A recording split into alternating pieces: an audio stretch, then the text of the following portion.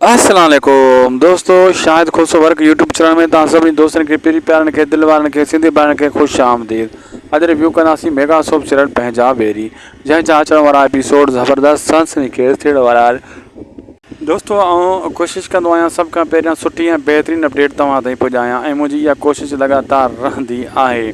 दोस्तों जीअं तव्हां ॾिठो कहिड़े हिसाब सां जेको आहे हाणे दरिया ख़ान सटको कुटको लाहियो वेठो आहे। कल्ह बि मां तव्हांखे ॿुधायो दरिया ख़ान ईअं कुटको ॾींदो रहंदो, जेको जे हथु ईंदो, जेको दरिया ख़ान जे साम्हूं बीहंदो दरिया ख़ान उन खे सटको कुटको ॾेई ऐं मामा लालू जी कॉमेडी बि ॾिसण वटां मिलंदी ऐं हिनखे भॼाए छॾींदा। अहिड़े हिसाब सां ईअं ई करे दरिया ख़ान जे अचण सां कुझु ड्रामे में ताक़त वरी वापसि आई आहे। न त पहिरियों चाकर खान खां पोइ ड्रामो ही कंहिं कम जो कोन बचो हुयो। बहरहाल हाणे कुझु न कुझु इन ड्रामे जा तेवर मटिजी विया आहिनि।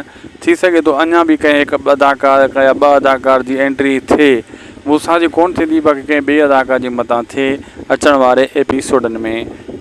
दोस्तों अॼु जी अपडेट तव्हांखे कीअं लॻी महिरबानी करे ज़रूरु कमेंट सेक्शन में ॿुधाईंदा। अगरि वीडियो सुठी लॻी त लाइक कंदा। अगरि अहिड़ी अपडेट तव्हांखे ॿीहर बि खपे लगातार त चैनल खे शाहिद खुशो वर्क खे ज़रूरु सब्सक्राइब करे बेल आइकन खे ऑल ते करे छॾींदा।